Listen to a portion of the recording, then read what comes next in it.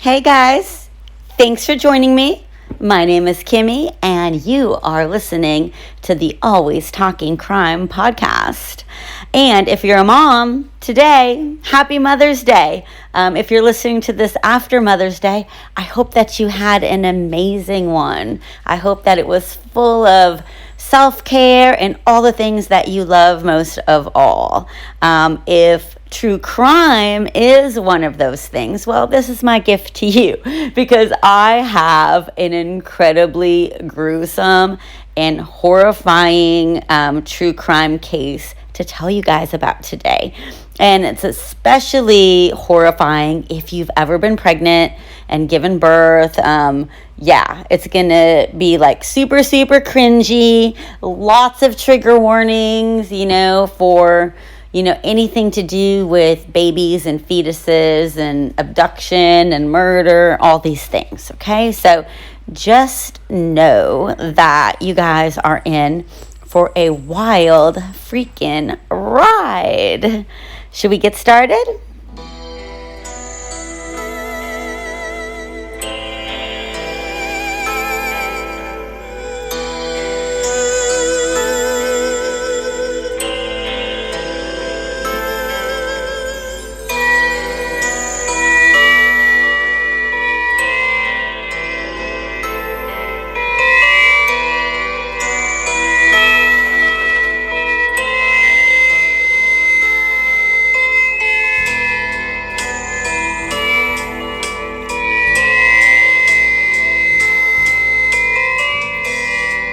All right, you guys. First of all, I want to say a couple of things before we get started. First thing being, my animals, every time I decide to record a podcast episode, they start making freaking noise. So if you hear any random sounds, it's just my animals. I have 2 dogs that I rescued. They're actually sisters. They're litter mates. I didn't get them at the same time. I got Juliet in October of, what year was that? October of 2019 is when I got her. And then in January of the following year, a few months later, I got her sister Junebug. So I have the 2 of them, and they're always like super quiet. And then as soon as I start my podcast stuff, they start like mouth wrestling and jumping around, and I just told them to go lay down, and they're both like laying in their house right now. And then if you hear like a little jingle, that's my kitten. I rescued a kitten about 6 months ago on my way to work. I may have told you guys this before, but her name is Jasmine, or Jazzy J, or sometimes I say the whole thing like Jasmine Jazzy J, and I sing her little songs. Sometimes I call her little fur pants because when she walks away, her butt's all fluffy. So I call her fur pants. Sometimes I call her cat dog because whenever I get home, either at lunchtime or after work, she comes running to greet me at the front door like a dog. So it's really weird because, if you're a cat person, you already know that cats pretty much make you come to them, and they're only going to pay attention to you if they want to socialize with you, but not Jazzy. She's like totally behaves like a dog. But so and the other funny thing I was going to tell you is that until yesterday, I thought that freaking Mother's Day was next weekend. I didn't realize that it was May 8th this year. For some reason, I thought I looked somewhere on a calendar and it said May 15th. So I don't know. I found out when I was at Zumba class that Mother's Day is actually May 8th, like today. So, and if you are a Patreon, you are actually getting this episode available to you on Saturday, the day before Mother's Day. How do you become a Patreon? You're just going to go to patreon.com/Always Talking Crime podcast, and it's going to pop up. And you're going to be able to see it, and you're going to be able to choose which tier you want to support me at. And if you choose either the second or third tier, you can get every Sunday episode available on Saturday. And when I start putting ads into these babies, all of those are going to be ad-free. I'm also working on the first Patreon episode, which is going to be, oh my gosh, if you think the one that I'm doing today is crazy, the first Patreon episode, guys, it's even crazier. So the first episode's always going to be available on the 10th of the month. If I can't get it done before, I'm trying to get this one, available to you this weekend as well. So it may already be out there. So if you're following me on Instagram and everything, you already know. But you can get either one extra episode every month as a patron, or you can get two if you select that tier. But anyways, go check it out. If you decide to support me, cool. If you decide that you just want to keep listening to the free episodes here on whatever platform you listen to me on, like, that's fucking amazing too, and thank you. I appreciate you. Make sure that you hit the follow button. That way, your phone will let you know whenever there's a brand new episode, and you don't have to search for it. If you listen on Apple Podcasts or Spotify, I'm not sure, because I'm now on iHeartRadio Podcasts. I'm on Google Podcasts. Wherever you're listening to this to, if it allows you to rate this podcast, please do it. Please rate it 5 stars. I'll love you forever. But no, like, literally, like, just if you could rate it, that helps my algorithm and it helps more people see the podcast. And if you're listening on Apple Podcasts, please leave me a review and let me know how you're enjoying it.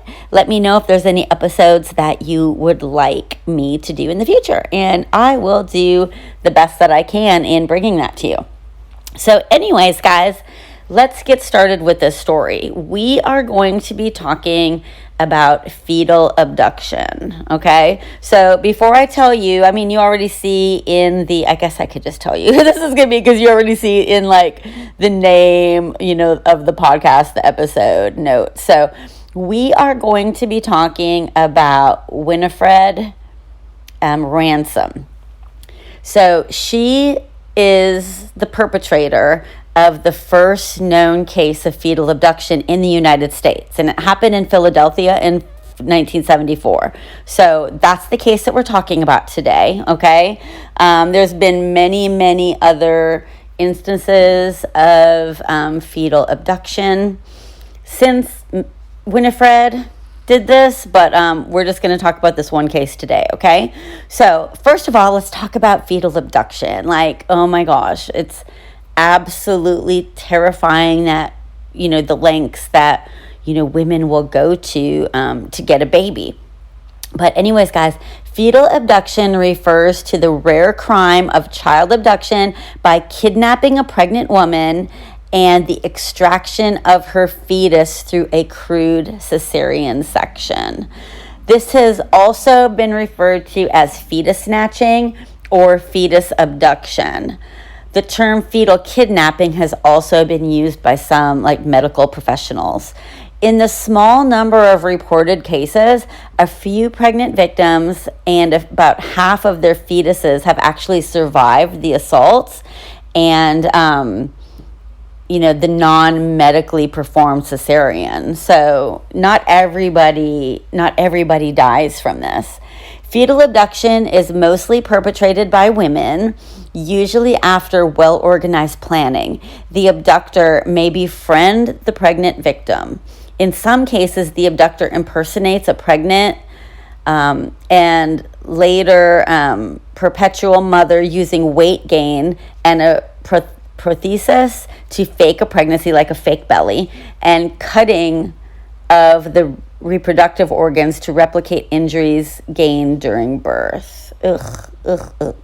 Some abductors then take the infant to the hospital. Ew. So this actually says that, okay, so they gain weight and they use a fake belly to fake a pregnancy, and then after they steal the baby, they'll cut their own reproductive organs to replicate injuries that you get during childbirth. Like, oh my gosh. Like, that is creepy as fuck. Like, who could do that? You've got to be one crazy bitch to do something like that. The National Center for Missing and Exploited Children recorded 18 cases of fetal abductions in the U.S. between the years 1983 and 2015, which represented 6% of the recorded 302 total cases of infant abduction. So, yeah. Craziness. Okay, so let's get started, okay? So we are going to start talking about Winifred Ransom.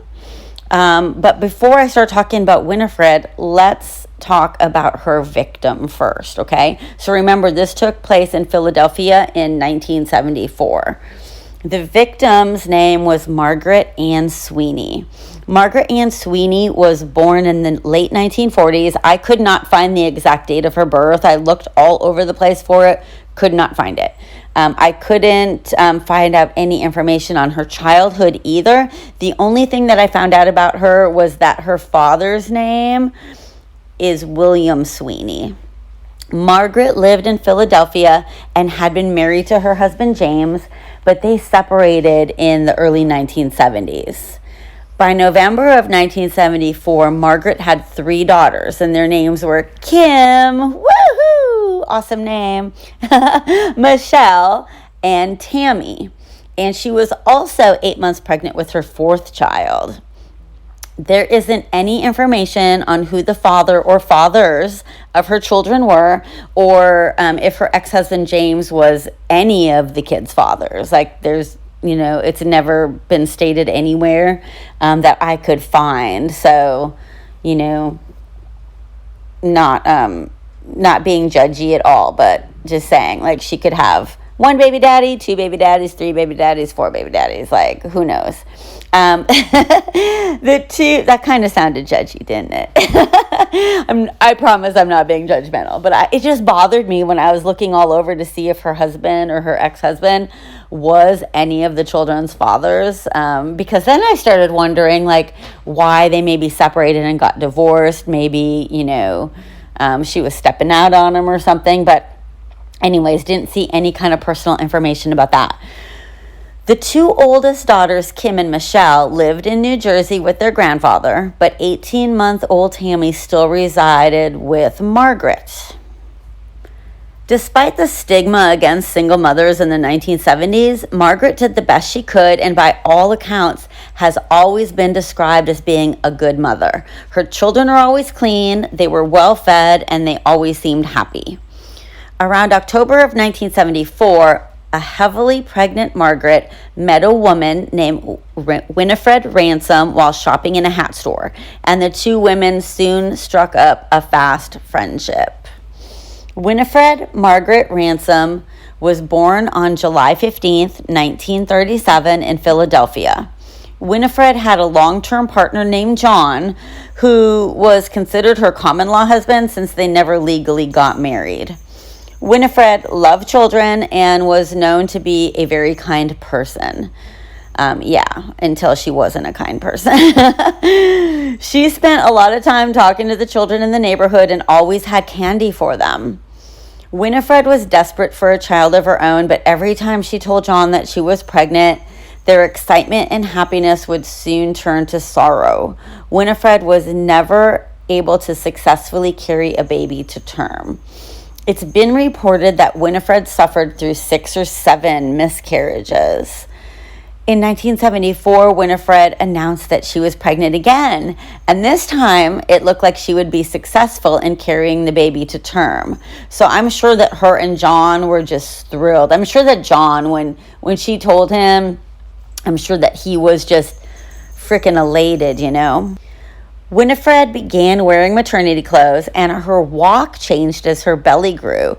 She told her family and friends about the pregnancy, and they were just so super excited for her, especially after all she had been through with the previous pregnancies. So everybody was on her side. They were all like clapping for her, like, yeah, girl, I'm so happy that, you're going to finally have a baby. And they would later be like totally like shocked as fuck to find out that Winifred was never even actually pregnant. Winifred and Margaret Sweeney bonded over their mutual love of sewing as well as their pregnancies.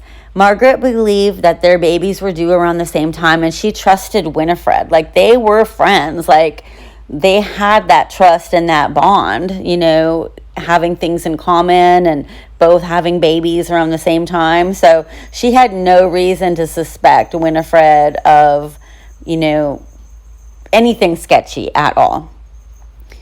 On November 13th of 1974, Winifred invited Margaret and little Tammy over to her house to have lunch with her, and she lived in West Philadelphia. While they were there, Margaret began feeling unwell, kind of like felt a little sick or nauseous, probably maybe some like morning sickness or whatever. So Winifred suggested that she go lie upstairs and rest while she watched over Tammy for her in the living room. Once Tammy fell asleep on the couch, though, Winifred went up to the bedroom and brutally attacked Margaret. After knocking Margaret unconscious, she used a knife to cut the baby out of her womb. Miraculously, though, the baby girl was not harmed. I can't even imagine. I can't imagine how you could do that in the first place, how you could cut a baby out of another woman. But then to do it without, if you don't have any kind of medical training and you just do it like this crude Caesarian, if you can do that and not harm the baby, that's just fucking it's crazy, but it's like crazy lucky, I guess is what I'm trying to say. It's like a fucking miracle, This is so upsetting and so tragic. Guys, so I just have to tell you this part. But at some point of this totally barbaric C-section, Margaret returned to consciousness. So Winifred went on to brutally attack Margaret with a hatchet, striking her at least 20 times with that hatchet before shooting her with a handgun 3 fucking times. A while later, Winifred's nephew, Robert, arrived at the home and helped Winifred wrap Margaret's corpse in a white sheet, then a plastic sheet, and they buried Margaret in a shallow grave under the floorboards of the house. Okay, so what the fuck? Who has fucking family members that you could just call up and say, hey, I just murdered somebody. Can you come help me take care of the body? That part, the whole story is fucked, but this part of the story is so confusing to me because, it's not like this nephew Robert was even in on the plan. And he just comes over and helps her. I have a nephew. I can't imagine calling him up and having him coming over to help me wrap and bury some fucking chick's body that I murdered. I mean, that's just crazy. But anyways, the nephew Robert then took Tammy out to Margaret's car. He drove the toddler to North Philadelphia and abandoned the car there with little Tammy inside. So, just left Tammy there, North Philadelphia, abandoned, in Margaret's car. I mean, that's so fucking cruel. I mean, at least they didn't, kill the little kid or do anything else that, could be terrible. But, yeah, that little girl must have been so fucking terrified. She's just a little toddler, 18 months old. When John got home from work, Winifred told him that she had given birth while he was gone. She told him that he had a daughter and showed him the baby. John saw Winifred's flattened tummy and totally believed that she had given birth to this baby. But there was one clue that told John that this was not their biological child. Okay, guys, get ready for this one. John and Winifred were both black, but the baby that Winifred was holding was white. But then again, John was thinking that since his grandfather was white, maybe that's why their baby was born white. So he didn't really question the baby's skin color much, because he did, like I said, had white people in his family tree. But anyways, later that night, Winifred ended up confessing to John that she had killed Margaret. But her version of the story told a completely lopsided version of the events. Winifred told John that Margaret had attacked Winifred, and in an attempt to steal her own unborn child. So Winifred's like, yeah, Margaret attacked me. She was trying to steal our baby. So I had to act out in self-defense and kill Margaret. Even though his wife had just literally admitted to murdering somebody, John did not go to the police. Like, he loved Winifred, and he just wanted to believe what she told him was the absolute truth.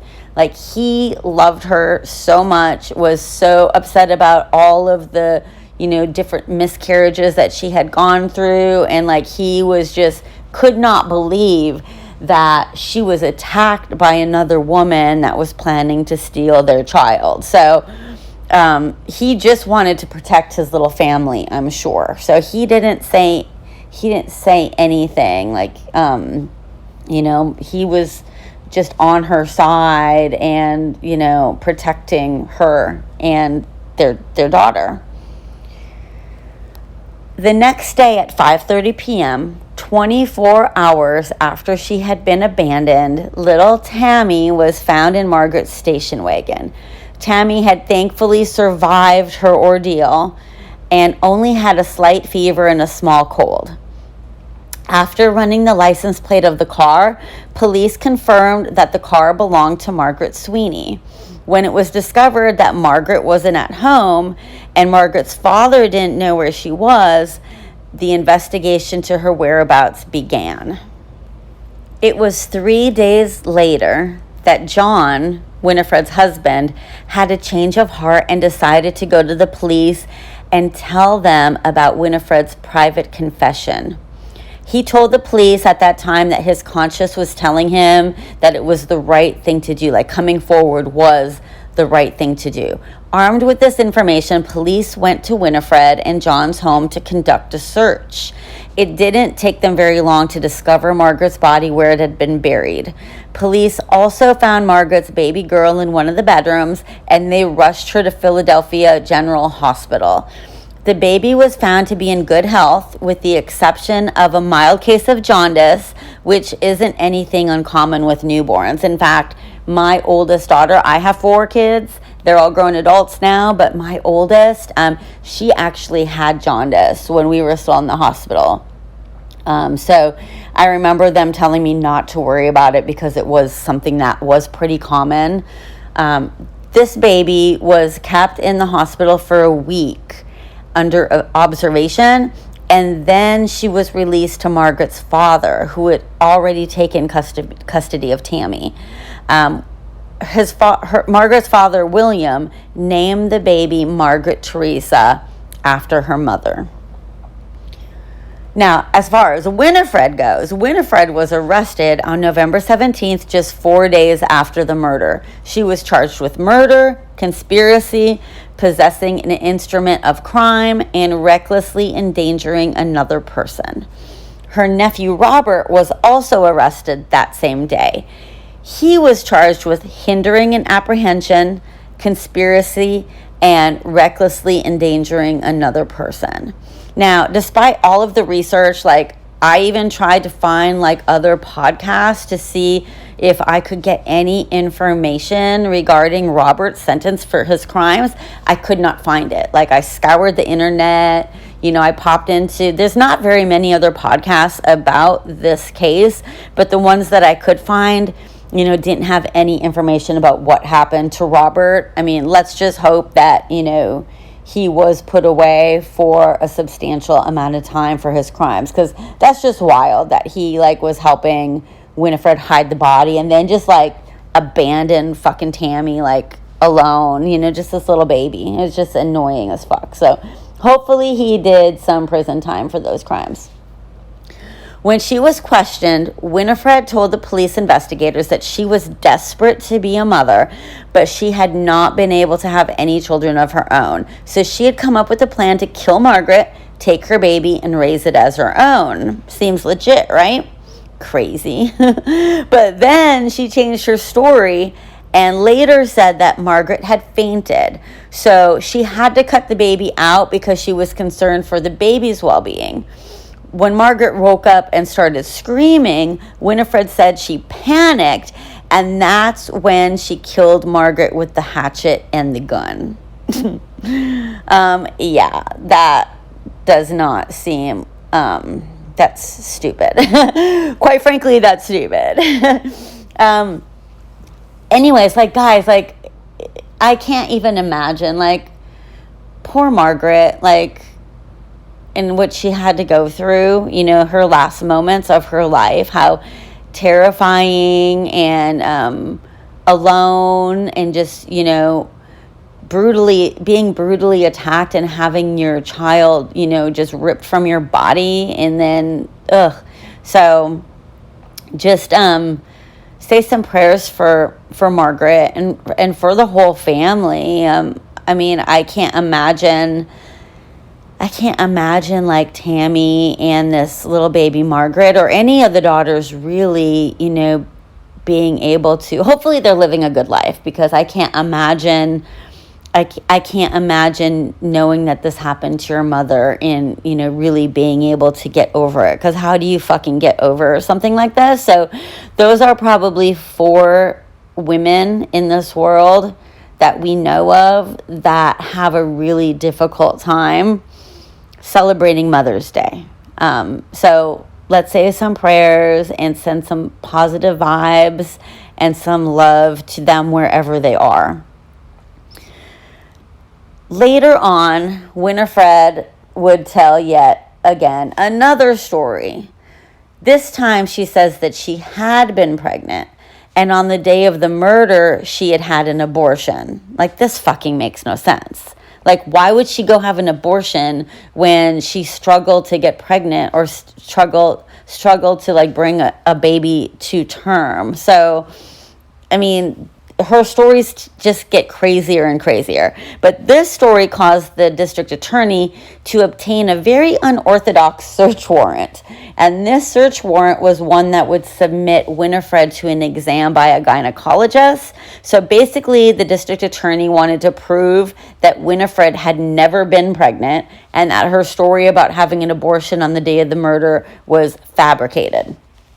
After the exam, the gynecologist, I can't say that word, the gynecologist confirmed, sometimes words are hard, guys. The gynecologist confirmed to the DA that Winifred had not recently been pregnant and had probably never even been pregnant in her entire fucking life.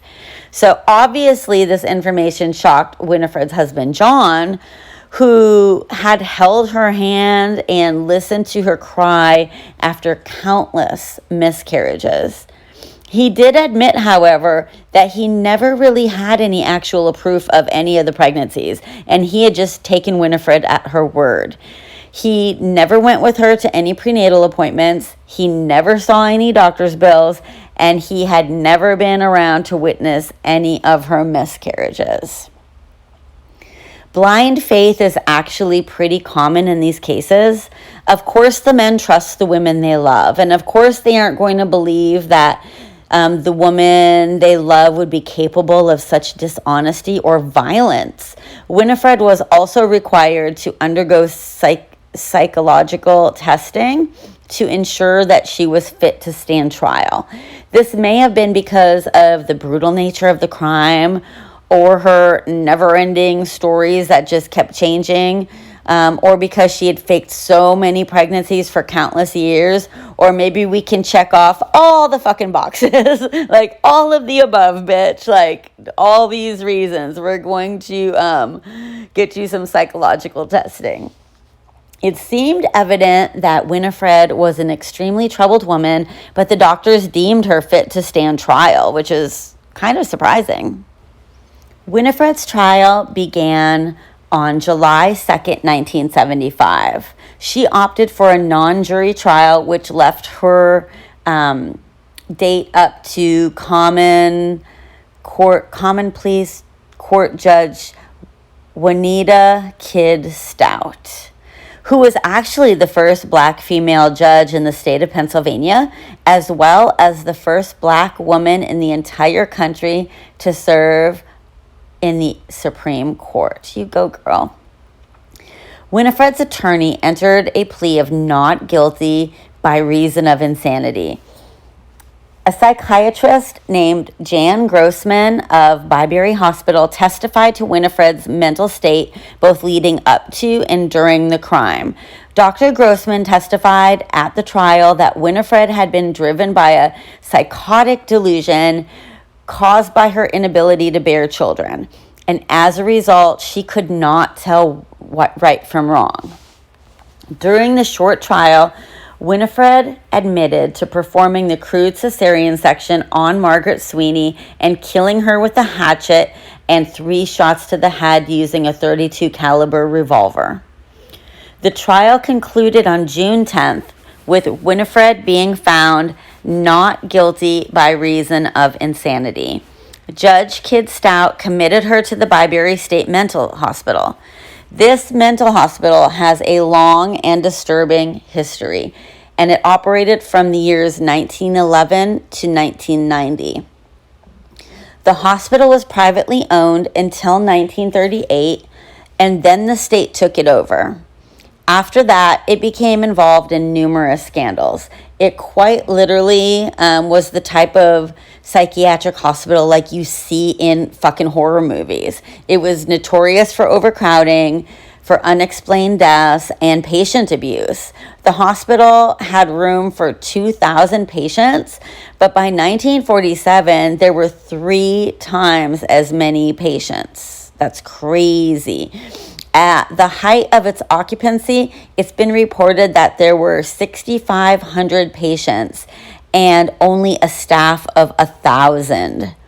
And they were spread over 50 different buildings. I can't even imagine. That's insane.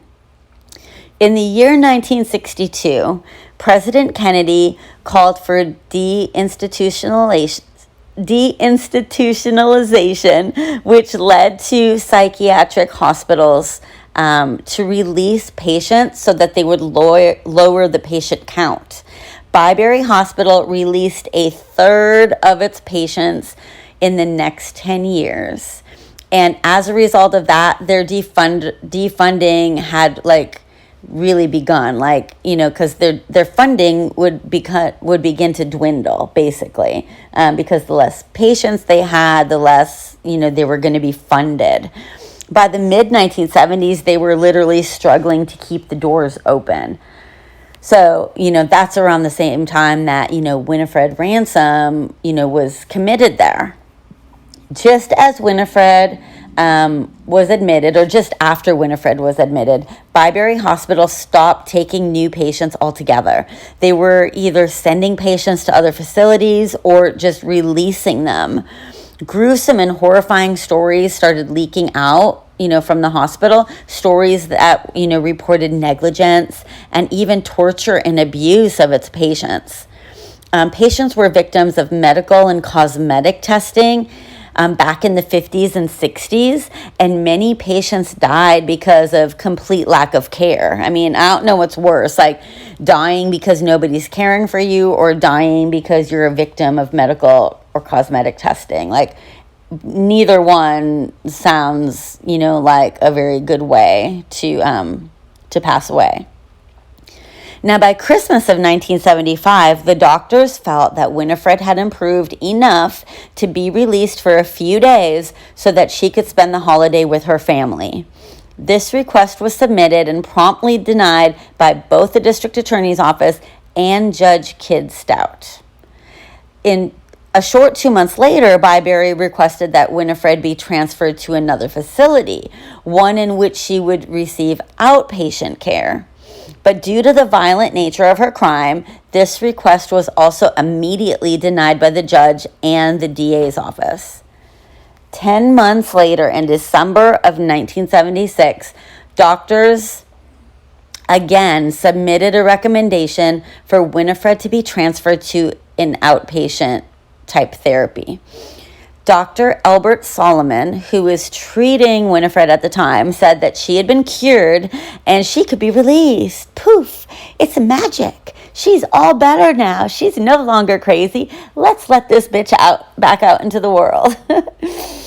Joseph Murray, chief of the homicide unit of the DA's office, although he was personally outraged by the present situation, the district attorney's office had no power to prevent Mrs. Ransom's release. So, they couldn't do anything. If Winifred was going to be released because, Dr. Solomon said that she was cured, they couldn't make her stay there.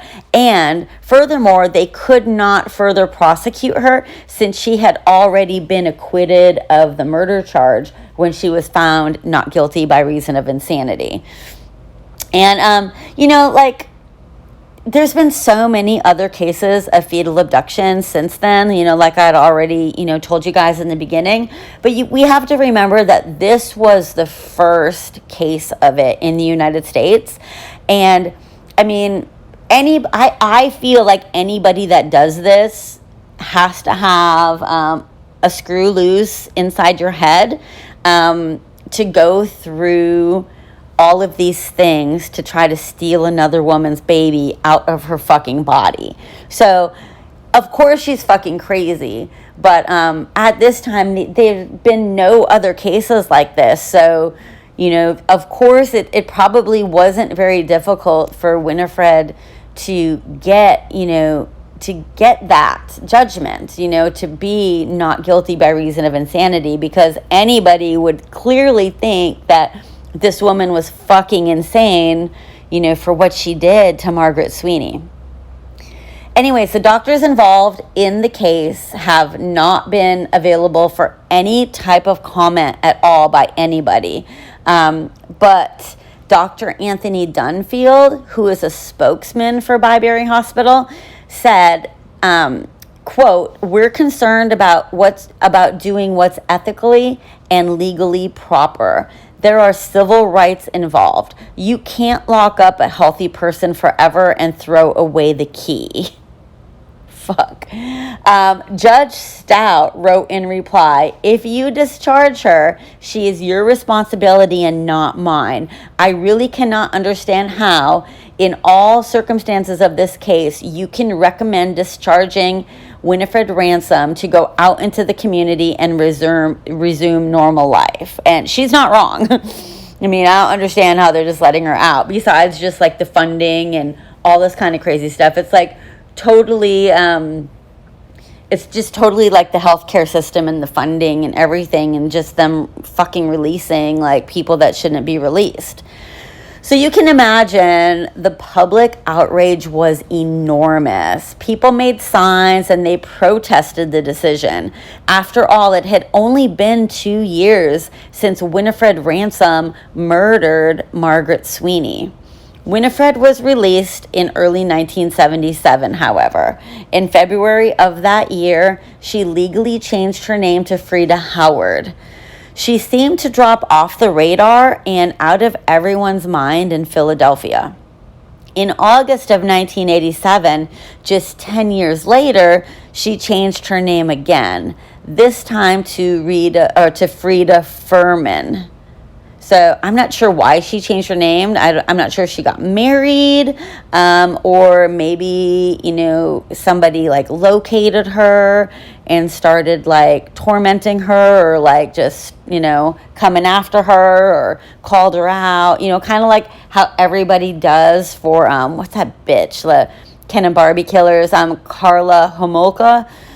She changed her name, and every time, she gets called out all the time for if she's seen anywhere, or she tries to change her name again, everybody fucking calls her out. There's a whole Facebook group on it too, which is fucking awesome. And that's absolutely a case that I'm going to be doing down the road.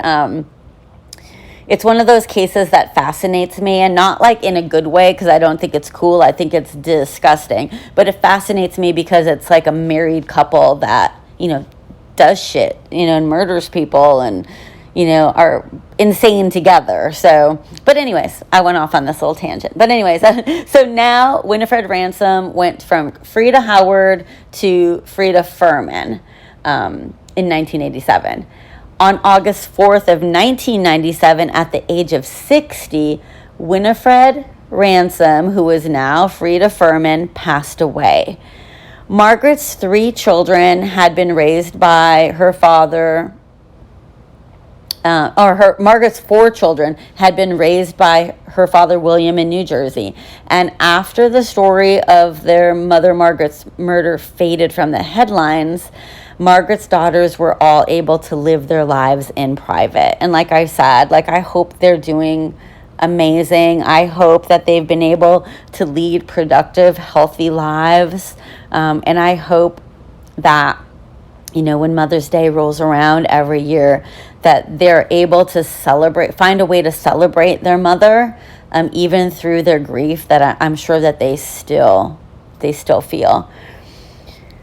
It's difficult to pinpoint who exactly could be a perpetrator of fetal abduction, but let's go over some of the common traits that they have, okay?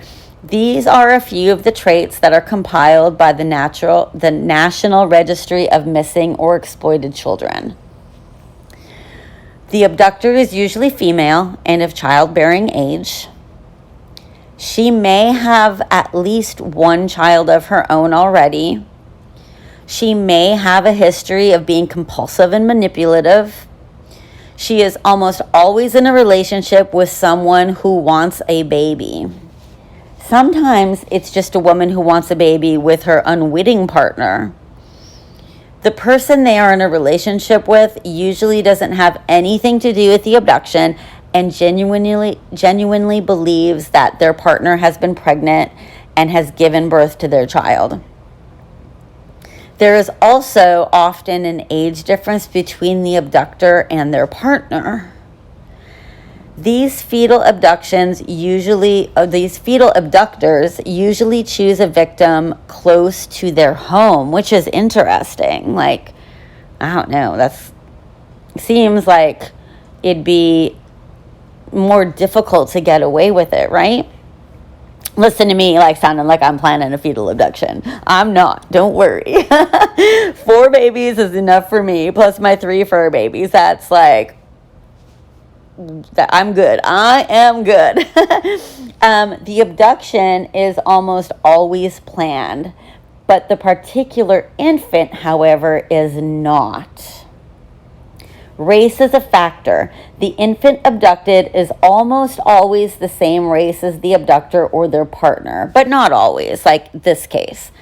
Winifred Ransom fits into many of these categories, especially the one where her husband believes that this was truly his child. And that is the case of Winifred Ransom, the first woman in the United States that was convicted of fetal abduction, at least the first known case. It could have happened before. Who knows? But yeah, that's crazy, isn't it? I can't imagine anybody being of that mindset and going through with it. And I can't imagine how upset the family was when Winifred was able to get out so soon. I know that she was never caught doing anything else. She was released. I don't know what kind of life she led. I don't understand, because I highly doubt that she got the help that she needed, because she was only in Byberry Hospital for 2 years before she was released. And, they were being defunded, and, just the staffing issues. I don't really think that, she got the help she needed. And, the Dr. Solomon just wanted to hurry up and release her. just because it made it easier for them, basically. So I really hope that there wasn't anybody else out in this world that she hurt or she killed. If she did, she was never caught for it. I'm hoping that she just, like when she fell off the radar, I'm hoping that she just led like a quiet, private life and didn't hurt anybody. And I really, really hope that Margaret Sweeney's entire family, like I've already said, I hope they're thriving. I hope they're happy. I hope all good things for them. And, please join me with all those well wishes and all the happy, positive vibes that we can send them. Sometimes it's weird doing cases like this when that, there's family members that are still surviving, because like all of Margaret Sweeney's daughters are like around my age. Because I was born in 1970. I don't act like I was born in 1970, but like this took place, in 1974. And, so Tammy was probably born in 1972. My sister was born in 1974. So, I mean, it's relatable to me, and these women are probably still alive, and you never know if they're going to happen upon, a podcast. Just because your mother was murdered in a horrific way doesn't mean that you don't care about true crime. And like, I just want to be really respectful when I do these cases, because, there's always surviving family members out there. Well, not always, I guess, if we did like a super old case, but in this case, there are surviving family members out there. So I'm hoping that, I was able to give all the details of this crime and, be super respectful, and at the same time still show you guys how much, I'm truly obsessed with true crime. Like all the time I listen to podcasts. I'd love to hear what other podcasts you guys love. I would love to hear what other cases you'd like me to do. My first Patreon episode, like I said, is fucking bonkers, guys. It's bonkers. So I'm going to have that up for you on the Patreon very, very soon. Like in the next, if it's not already out by the time you're listening to this, it's going to be out like within the next 24 hours. So be sure to check out patreon.com/alwaystalkingcrime-podcast. See if you're interested. I will be posting on Instagram too who the story is about, so you can decide whether or not it's something that interests you and if it's worth, jumping on and supporting me. But like I said, you guys, like, I appreciate every listener, every download, every email I get, every follow. Gosh, you guys are just amazing. And I really, really appreciate the support, because like doing this podcast is something that I've dreamed of doing for probably a couple of years. And I was like too scared to do it. And as I started to listen to more and more different podcasts, because I started with My Favorite Murder, and then I kind of branched out from there. And, not knocking the My Favorite Murder people, because Karen and Georgia are funny, they're cool and everything, but I don't really love the fact that they don't do any of their own research. And you can kind of tell when they're telling you the story. And as I started to listen to other true crime podcasts, I really started to vibe mostly with the ones that you could tell that they do their own research. Because, as they're telling you the case, it sounds much better. I don't know if you get what I'm talking about. You may or may not agree with me, and that's okay, but I'm right. Anyways, guys, I'm going to let you go. I love you all, and I can't wait to talk some more crime with you, okay? Until next time, keep talking crime.